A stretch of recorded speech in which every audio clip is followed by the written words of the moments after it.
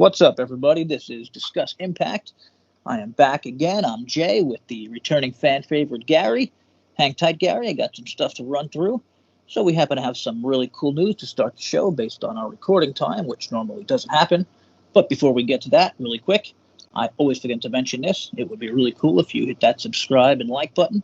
Plus, any questions we receive in our comments or on Twitter will be answered on the next show. Okay.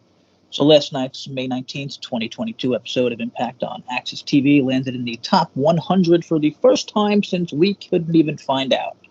The episode brought in 119,000 viewers, which was down a tiny bit from 125, and up 2.4 in the 18 to 49 demo. So I couldn't find anything to verify this, but Mike Gilbert from Fight Game Media tweeted he believed it was the first time they landed in the top 100. Possibly for Omega shows, but they weren't being tracked at that time, which makes sense to me. Let us know in the comments if we're wrong about that, or if he's wrong about that. Overall, these are awesome numbers for Impact, especially big deal this week. And tell them why, Gary. Oh, they're very impressive numbers because they're going up against Major League Baseball. There's a NBA, kind of a hotly contested series with the Boston Celtics and Miami Heat. You got NHL hockey. You got the trial going on with Johnny Depp and his wife, Amber Heard, I think that's her name, right? Yep. Okay, I'm not following it. I apologize for that. I would be honest with you, I didn't know her last name. I thought that was what it was, but yeah, it's going up against a lot right now. She's from Aquaman. Oh, is she? I didn't even notice that either. Yeah. I think we're probably like two of the only people in the world that aren't following that thing. Everyone I talk to keeps pointing it out, but okay, let me get real quick to this before we forget. Okay, so I noticed that from Jed Goodman on Twitter, the ratings, via Dobby the Brain Heenan, who follows me. And, when I say pointed out by him, I just mean I saw it because I follow him. It would be nice if people tag me in certain things for this stuff, but whatever. Okay, and also, I noticed from him, New Jersey Pro Wrestling star, New Japan Pro Wrestling star Hiromu Takahashi said he wants an X Division title match if he defeats Ace Austin tonight in the Super Juniors tournament. Not sure when that's happening. Probably soon. I don't know when the hell tonight is. Maybe it's actually tomorrow. I don't know. Whatever. Not getting into that, but you can find that in the official New Japan Twitter account. And okay, now it's time. Well. Okay, yeah, whatever. Now it's time for our super quick thoughts for people who don't like long podcasts. Again, I say this a lot. I think Impact is ridiculously consistent, and this is just another great show. The highlights for me were the opening X Division match, the Knockouts match, and the main event, which is pretty much most of the matches. How about you? Yeah, I can't disagree with that. What was the fourth match? I forgot. Yeah, I'm blanking on that. I'll look it up, though. Yeah, I'm not trying to throw the podcast off with that, but I can't remember what it was. Let's see. Yeah, I'm not seeing anything on my end here. I don't want to take too long in the podcast list. Yeah, but as a whole, the show was really good. I thought it had a pretty good flow. My only complaint was the fans in the crowd. I kind of feel like they're not giving enough support to our wrestlers. The guys are out there busting their butts. I mean, I seen some amazing wrestling back and forth with Mike Bailey and Laredo Kid, and I heard crickets. And I know I'm not.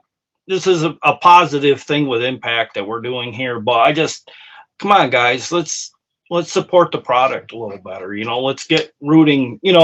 I seen the wrestlers many times throughout the night trying to get the crowd into it. I mean, I know it's a long set of tapings, but I mean, if you're a fan, I don't know how you can't at least, have one match that you can cling to, Yeah, I'm sure most fans agree. I'm guessing people listening would agree, and they're all not. I don't know. I'm not sure. Where was this filmed? Oh, this was the last week in Kentucky. This something pavilion, I think it said, and Tom Hannafan said that he'd like to thank, the ones that are responsible for the booking of this venue. He'd like to thank them. So I take it this is the last week they're there, and then they go to Kissimmee, Florida. for 4 weeks. Okay, so whatever. Maybe just shitty crowd they got there. It happens. But yeah, obviously we'd all love to see big crowds. I think they should pipe in noise when they have crowds like that, but it is what it is. Yeah, it felt very early, late Impact Zone to me a little bit at times. Not quite that bad, but at times it did feel very. Yeah, I would just say don't show them when the crowd is like that. Cut them off. Don't show their goddamn faces, and pipe in some stuff to make it look loud and nice. What we missed was Honor No More versus the Good Brothers, which was another really good match. Yes, that's the one. That's what I was going to say. I felt like I was leaving a really good match out because I like David and Bennett a lot, And there was a Masha squash. Oh, yeah. I like that confrontation between her and Havoc. That was give me kind of goosebumps because it's like it's the first real challenge that Masha's going to have. You know what I mean? Like, yeah, I'm surprised. I think that's kind of a big challenge. I would have. Yeah. Well, I don't know who I would have had to go through first, but yeah, it's going to be a tough one and interesting. Hang on, let me see. Okay, what do we got up next?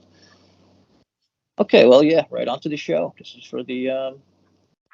This is just a straight up ass long review. Well, not long, as quick as we can do it. So really fast. I'm sorry, I just totally looked at the wrong thing. Speedball Mike Bailey versus Laredo Kid started the show. Absolutely perfect match to start any kind of wrestling show, but I mean, especially Impact. Like, this is the X Division. This is what it should be. To me, interesting. Could be an interesting story here, or maybe it was just a mistake that they ran with, that Mike Bailey won with his legs under the ropes. Oh, yeah, I noticed that instantly. I was like, yeah, that's going to be either a future storyline or, maybe something to where the referee is, I don't know, like heelish. I have no idea what they're doing with that, but I just noticed that instantly. I was like, his feet are under the rope, Yeah, no, I was thinking the same thing. Could have been, it could have been a bunch of things. Possible heel move in the future, maybe just to save Laredo Kid from a clean loss. I'm cool with whatever the hell it was. I do think, it's going to lead to something. Usually everything they do does. I have this little thing written down here. One of my minor complaints over the years was certain talent in the X Division. Like, I know it's like no limits, whatever. Like Samoa Joe kind of, did crazy stuff, so I thought he fit. But, like, I didn't think, like, Jake something fit in the X Division. No. There's a few other guys, but, like, now Speedball, Laredo, Ace, Trey, like, to me, that's X Division. Yeah, I didn't like it when we did it with Mike Bennett either. I didn't think he really. No. He's too like basic. Heavy. I feel for that. I mean, I know it's about no limits, but I don't think of him when I. I think the no limits thing makes sense if you're like a Brian Cage type. Right. Yeah, like you can do Hurricanranas and that kind of weighs. I don't know how he weighs, but obviously he weighs a lot more than Laredo Kid. And Trey, Ace, all these guys. But like Samoa Joe, like I understood that. He was like a big dude, but he did like crazy X Division shit. But like, Jake something, not so much. And I'm sorry. I love Jake something. I'm a big fan. So do I. Yeah, I guess we could have him back. But I know he left, so it sounds like I don't want to be shitting on the guy who just left. Because I really like the guy a lot. But he was the first guy I thought of. He seems like such a big dude and whatever. But okay, here's something really. Okay, so there was a promo by Ace Austin. Like we said, Speedball got the cheap win there. Promo by Ace. He's in that Super Juniors that we mentioned. I'm not sure when this will air on Access. This would be cool if it does soon, or if it will air on Access. I mean, I would love to see that. Yeah, it shows him. It shows him eyeballing the trophy. I guess you win. I don't know if that's what it was. That's the way I took it. He was staring at something, like his eyes were on the prize, kind of thing. Yeah, I asked Blood Rain, awesome Impact fan. And he said, yeah, it's a trophy. I was like, so what the hell did I win? Like a T-shirt or something? Or maybe a championship shot? And no, he pointed out, yes, it was a trophy. And speaking of trophies, or what, I don't know what the hell this was. And I probably should have rewound it, but I was doing a bunch of things. What the hell was with that Josh thing backstage? So he's like walking backstage. And you hear, the like treasure chest. And you hear like TNA chants. And then there's so it was a treasure chest. That's what it looked like to me. It looked like something Jack Sparrow would have in Caribbean or something. I have a weird looking box in my notes, so yeah, I should. But yeah, it was definitely a treasure chest. Now that I'm thinking about it, and so there was like TNA chants, and Yeah, Josh opened something, and like then the Slammiversary thing popped up, so it was like a Slammiversary tease. yeah. To me, it felt like maybe it was hinting at maybe Mike Tenay being at Slammiversary, maybe like calling a match, maybe the main event, maybe. I don't know because it did have Tenay's and didn't it have Don West's voice too? I know he isn't probably going to be able to do anything because of his cancer returning. Yeah, I think it was both of them. I think, yeah, I'm pretty sure. Could be wrong, but Yeah, I wouldn't be surprised. I mean, they're pulling out all the stops for Slammiversary, I think, this year. was that? Here's my only question: was that definitely a Slammiversary thing, or maybe it was just like the timing? Because I forget how I watched it. I forget. Like, did it lead directly into Slammiversary, or was it like a? You know what I mean? Yeah, Could it have just been a segment on itself? and the thing is, it was like a two-parter. They came back and did it like to reveal like what he saw inside the treasure chest. And then it went right to the Slammiversary thing.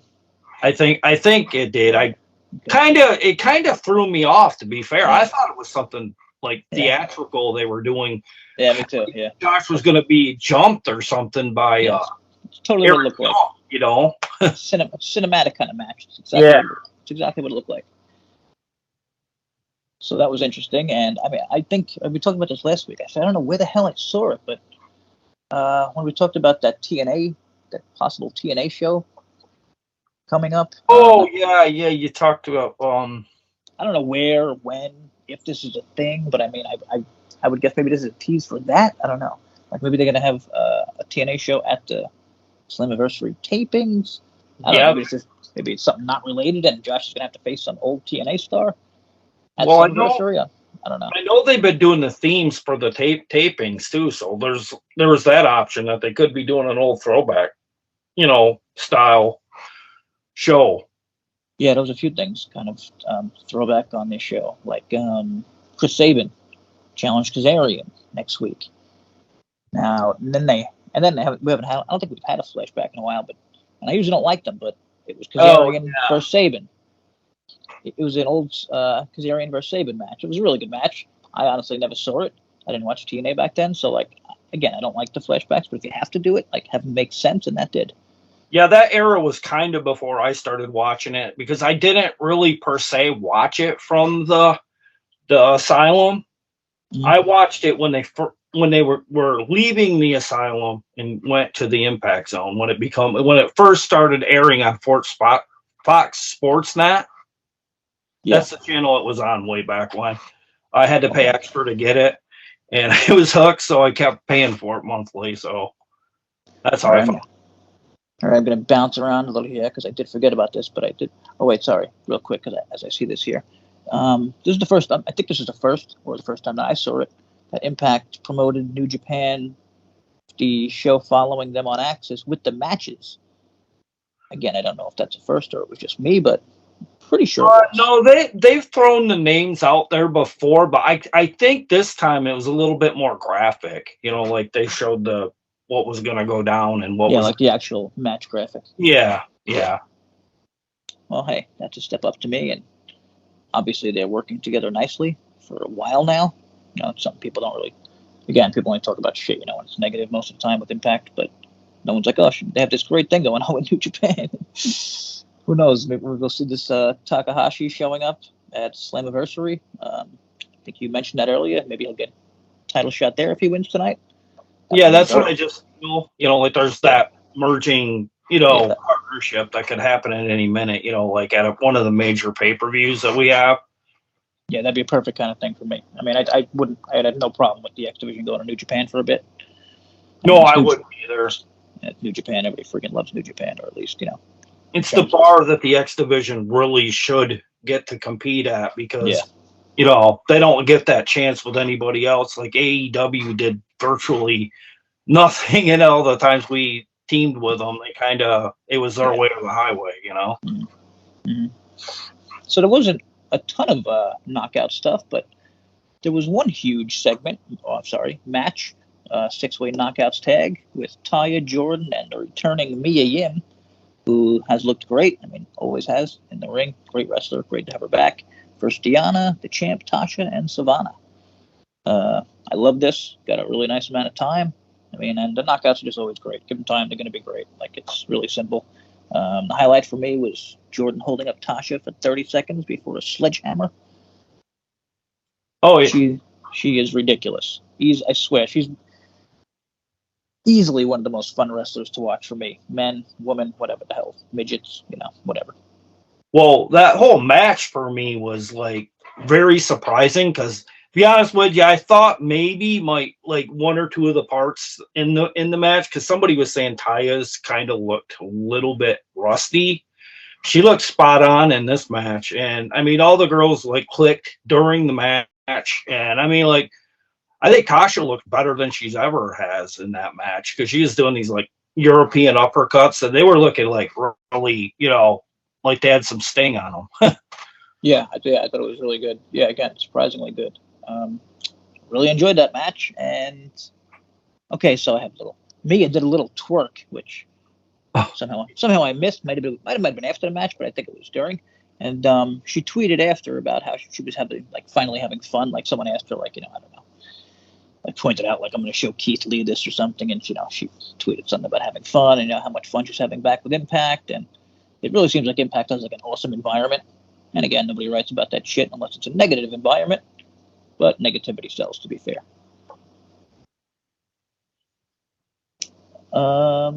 Next up, locker room talk. Okay, this was one of the only things I didn't like on the show.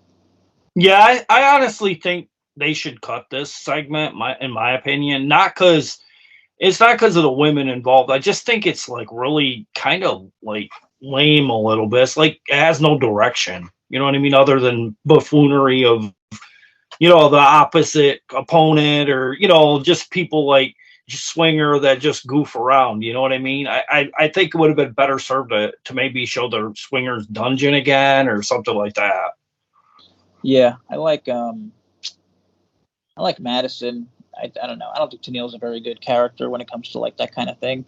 No, I don't either. I think she felt out of place, maybe. Yeah, so Madison kind of carries it, and I don't know. They don't really give her good stuff, but it's kind of like a place to make matches, I guess. It was nice to see Zicky Dice, and always Swinger. So Rosemary and Havoc popped up, and yeah, honestly, I don't remember. This was not really that good. I guess they set up a match for next week or something. Oh, geez, what did they? Yeah. Yeah, I just like zoned out a little. Yeah, I don't think people. I think most people will understand. Yeah, Swinger and Zicky showed up, and I just like all my attention went to them because they're too funny not to listen to. Yeah. So also a really great EY promo video thing. I forget. He's kind of talking over the thing, but I say this all the time. Don't know if we got new listeners, but he's one of my all-time favorites. The guy is incredible. There's nothing he's not good at. He could be good. He could be bad. He could be funny, which is very, very hard to do, to be funny, like not in a lame-ass way in wrestling. And like he's great at everything. Love the guy. Absolutely love the guy. Well, to break it down, he is basically going back to anything TNA ever asked him to do, he always did. And then now he's perfected what he's become, and now with him being with VBD, it just shows like his hard work and perseverance has worked out for him, because he mentioned something earlier that he basically came from nothing as a child. Their family was poor, they had no money, and he had this dream. He said he went to WrestleMania 3, and it was going to be his dream to be a wrestler, and he just never thought he'd live it. Oh, that's awesome. That is awesome. Okay, I got a quick thing here. The Cardona's at the beach. Yeah, I don't like this. I'm sorry. I know they're on vacation or whatever the heck, but I just feel like this is not a knock on creative, but I just kind of feel like it's lazy creative, maybe a little here, maybe a little. I don't know. I'm not a huge fan of Cardona. I did like his GCW stuff, but I feel like the world has kind of been overdoing it with him. No big deal though. One wrestler on a huge roster. And okay, I love this again. Honor No More. I've loved pretty much everything about Honor No More, and I wasn't a big Ring of Honor fan, which I kind of find weird. I did watch it, or at least I kept up like most of the time. So like I know like Bennett and Taven, that was Yeah. the Kingdom, I right? kind of feel like Vincent's kind of been like the MVP for me. Like, even though like Bennett and Taven are the better wrestler, I feel like he's the better character. I feel like he meshes well with PCU. He's always saying "crazy man," and he Yeah, I was just gonna lives say, this yeah. role. It's just really, really well done. Like, he's like this psycho. I'd like to see more from him in the future. Get him Yeah, in a I'd like, good rivalry. yeah, him and PCO, just stick them Yeah, together. But I guess they don't want to have two different Honor No More tag teams, so that makes sense. That they were the Kingdom, right? Bennett and Taven. yeah, yeah. That's Was it? what that when they come down to the ring. That's what the four fingers are. It's supposed to be for the crown. Was there a third guy? I thought there was. Yeah, there was Adam Page, right? No, not Adam Page, but Adam Cole. No, is it Cole? Adam Cole? One of those baby or whatever. The one that's Really? like, He was the Kingdom? yeah, he was with Kingdom at one point. Yeah, Shit. yeah, he was like a. I don't know if he kind of joined them at some point. I can't remember, but yeah, he was a big part of the Kingdom. Trying to look it up fast. Looks like another guy's TKO Ryan. I don't know if he was in it, but looks like a picture of him hanging out with those dudes. So whatever. So yeah. Well, my point was that like they're keeping things going. Like the Kingdom is together with Maria, and again, I love Maria. I think she's incredible. She's everything. I think she's kind of like a Eric Young kind of manager type. Like she's just so good. Like old school. She was on Yeah, she had commentary. commentary was rolling with what she was saying. Yeah, she's really good. She's really good on commentary. Like, and she's still she's doing commentary, playing the heel manager, and then she took an awesome bump at the end. Like she kind of like carried this match. It was a really good match overall. With versus the Good Brothers. Didn't it say something about that she was going to be possibly leaving Impact and starting her own promotion or something? Army. Yeah, I think she's still doing that, but I think she changed her mind about leaving Impact and. Oh, really? We signed her. I'm not positive about that though. But yeah, I do. I hope she sticks around because like she's. Oh yeah, so do I. Awesome character, and so yeah, those were some cool moments. Tom mentioned Maria's past with the Good Brothers, and especially Carl. Not sure if you know about that from the New Japan stuff. That was probably a lot of stuff that was fought over in Japan. I didn't watch a lot of Ring of Honor, New Japan crossovers. I mostly watched when they took place in Ring of Honor, and that's where a lot of people in the wrestling bases got ticked off because they felt like ROH was catering way too much to New Japan, like putting kind of like way AEW was with Impact, like all the time their guys were beating ROH. Yeah. So like that would be like if Impact continued that, then that would have been what ROH was doing. Right, because it's kind of it should at least be 60-40 or something. If you're going to put over New Japan a lot, you shouldn't book it so much one-sided because it gets kind of predictable too. Yeah, it's one of those tough business things, I'm sure, where the bigger company. Yeah, sure it is. I couldn't fathom having to deal with that. Like you got to kind of take whatever the bigger company gives you, and hope you get a. I don't know. I thought it was great, a great deal, but they're out of business and or under Tony Khan now. So we'll see what happens. So I don't know much about the whole Carl Maria thing, other than I would always see pictures of Carl staring at Maria's ass, and it would distract him during matches. Like I think that was the thing. It's like I'm sure there was more to it, but like so.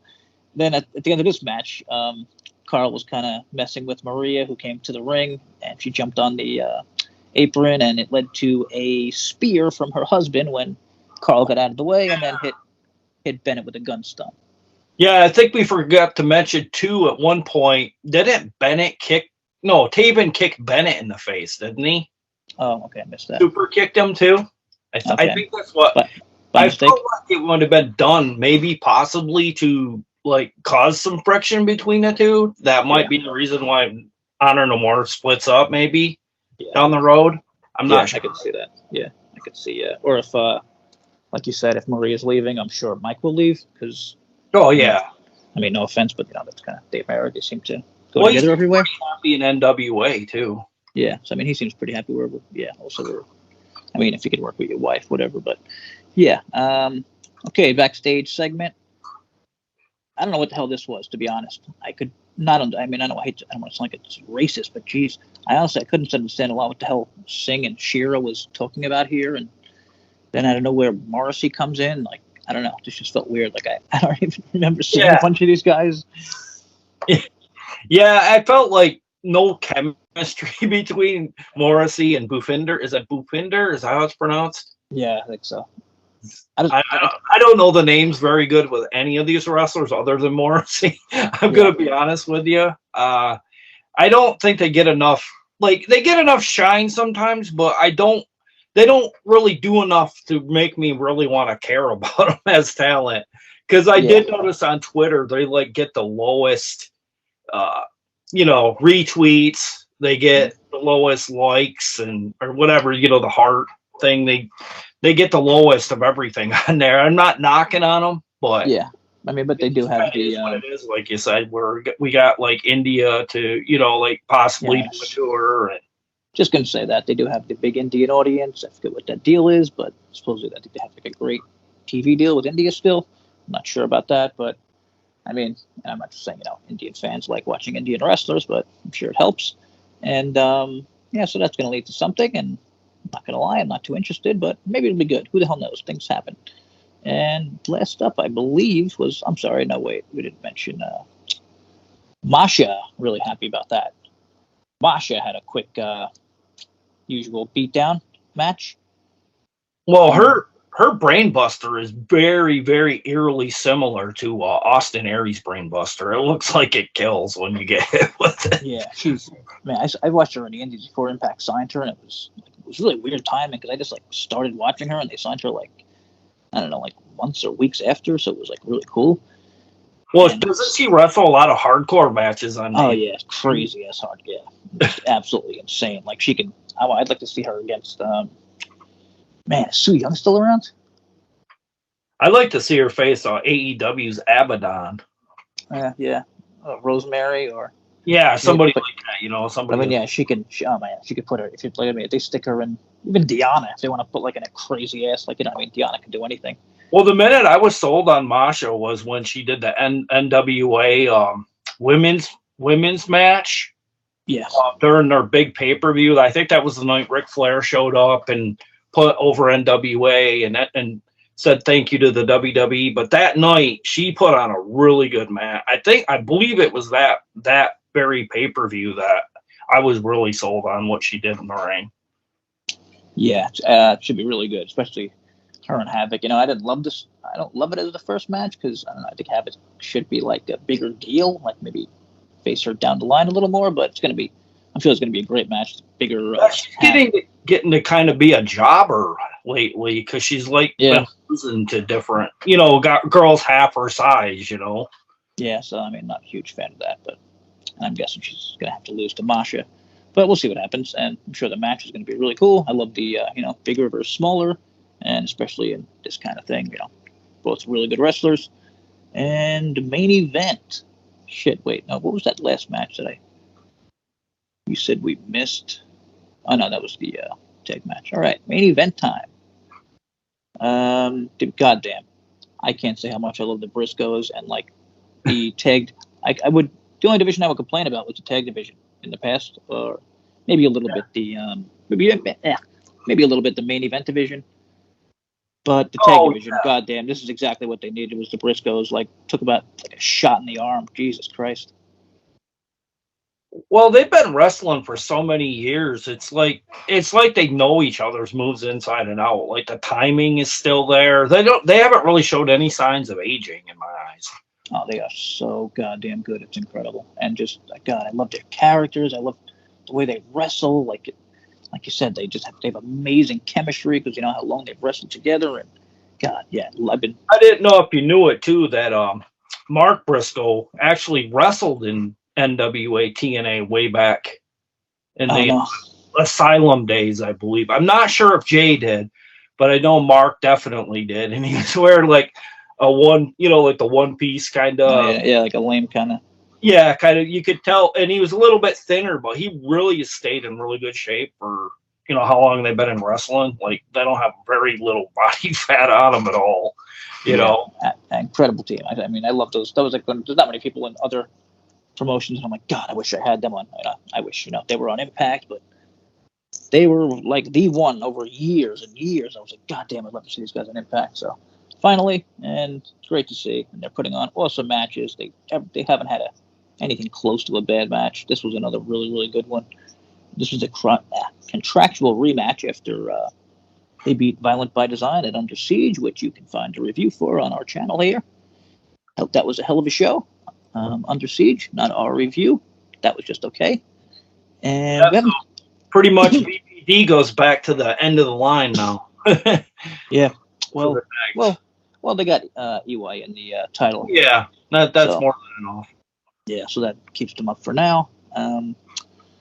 We haven't talked about Joe Doring much, but goddamn, this is another guy I love. Yeah, did you see that impressive?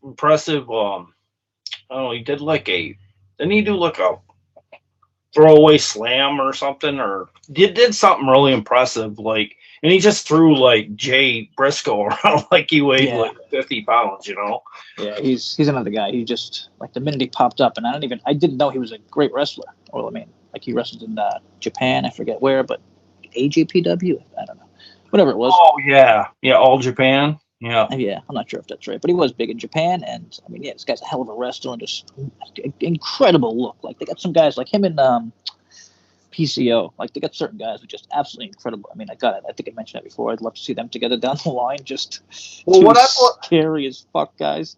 What I've liked about Scott D'Amore is he's digging up talent that other people are just wouldn't give the time of day, or they didn't have the knowledge of. Yeah. I think that's what's been important for this transition of Impact from the old regime, is that you got all this Scott D'Amore knowledge, in there. For a while we had Don Callis. He went on to other things. But Scott's steering the boat in the right direction, and it's looking ever, bright for Impact in my eyes. Totally agree. So everyone came out looking good here. Champs retain, and we'll move on to what? That's a good question.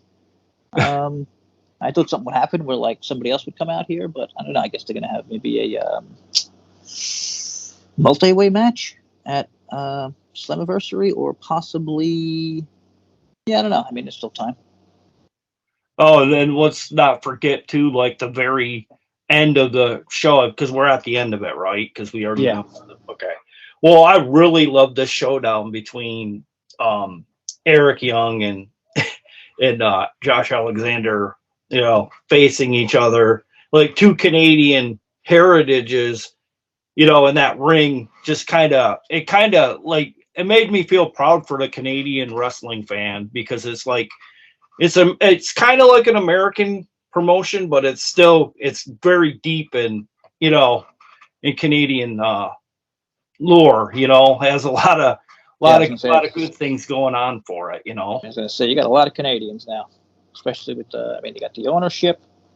Oh, I'm not gonna name all Canadians. There's too many of them. But okay, before I forget, also want to mention the Slammiversary I could have sworn there was Slammiversary updates, but the only one I could find was that Mike Bailey qualified for the Ultimate X, which is now Ace versus Kenny King versus Mike Bailey with 3 spots left. Yeah, that's what I got too. I seen the graphic on Twitter. There's like 3 guys there, so we got to fill them spots in the coming weeks. I guess that's going to happen at Kissimmee in the next month. Okay, so there wasn't any other Slammiversary matches announced? No, I think it's because it's still quite not an awful lot of time, but still we got another month. So yeah, no, I just could have sworn I saw one somewhere. Yeah, I can't think for it, but no, it doesn't exist. I don't think. They did announce Kazarian versus Sabin for next week, which we talked about before. That would be cool. And yeah, that's about it. I also love the cool, like you said before, really cool post-match beatdown. Not sure. Wait, did you mention the post-match beatdown after the stare down? Between no, we didn't mention the beatdown. Yeah, so EY had the stare down. Oh yeah, Josh and and then the Briscoes and who the hell else was out there? Jesus. VBD. Oh, I forget. Oh yeah, VBD. Yeah, and so Josh and the Briscoes stood strong at the end there, and I thought it was really cool seeing Josh and the the Briscoes. You know, like it looked weird but cool. Oh yeah, well he actually handed them like both the titles. Yeah, and, like, that was cool. Yeah. Yeah, I thought that was really neat because like they probably very rarely have run into Josh Alexander in the wrestling scene. You know what I mean? Because he's not everywhere like the Briscoes were. You know what I mean? He's kind of like usually like I just looked at them like, wow, like certain people I've never seen together, or like kind of thought of seeing them together, and it kind of reminded me of like Hogan, like when he'd be in the ring and he'd be like handing the belt to like I don't know, like the British Bulldogs or something if they needed help or something. Yeah, it was cool. Yeah, I really like that. And I guess the Briscoes are good guys.